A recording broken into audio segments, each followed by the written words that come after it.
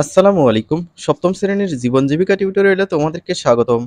এই ভিডিওতে আমরা আর্থিক ভাবনা অধ্যায়ের সমূল্যায়ন ছক থেকে শুরু করে এই অধ্যায়ের সর্বশেষ পর্যন্ত আলোচনা করব। ১ নম্বরে বলা রয়েছে কেনাকাটা বা লেনদেন কার্যক্রমে কোন কোন বিষয়গুলো মেনে চলব। ছকের প্রথম কলামে যৌক্তিকভাবে লেনদেন করার ক্ষেত্রে যা যা মেনে চলব সেগুলো লিখতে হবে। দ্বিতীয় কলামে লেনদেন করার ক্ষেত্রে যেসব নৈতিকতা মেনে চলব সেগুলো লিখতে হবে। তো শিক্ষার্থীরা চলো আমরা এই ছকটি পূরণ করে ফেলি।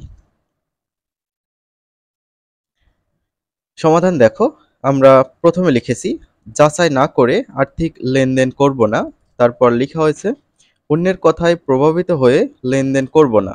৩ নম্বর, আর্থিক লেনদেনের সময় তাড়াহুড়ো করব না। কম দামে জিনিস কেনার সময় ভালোভাবে যাচাই করব। ৫ নম্বর, প্রয়োজন ছাড়া জিনিস কেনা থেকে বিরত থাকব। ৬ নম্বর, বাজার যাচাই করে জিনিস কিনব। দ্বিতীয় কলামের ১ নম্বরে লিখেছি ভেজাল পণ্য ক্রয় করব না। ২ নম্বর, লাভ করতে গিয়ে অন্যের ক্ষতি করব না।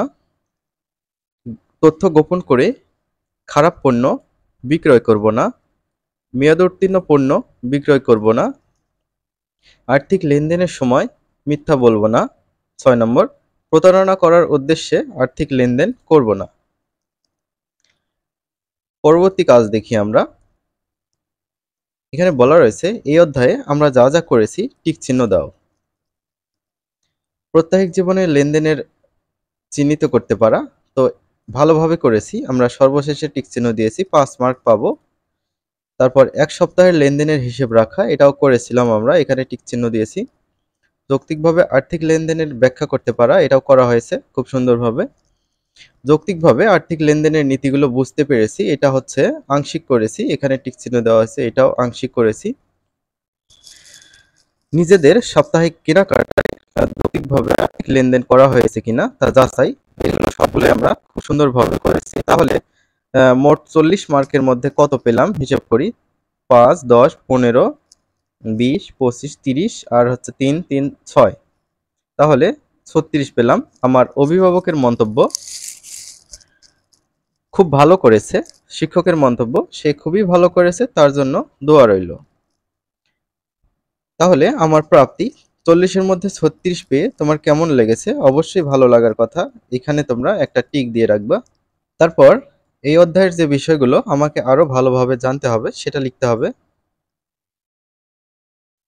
১ নম্বর, পারিবারিক লেনদেন সম্পর্কে জানতে হবে, প্রাত্যহিক লেনদেন সম্পর্কে জানতে হবে, যৌক্তিকভাবে আর্থিক লেনদেন সম্পর্কে জানতে হবে, আর্থিক লেনদেনের নৈতিকতার নীতি ও শর্তগুলো জানতে হবে।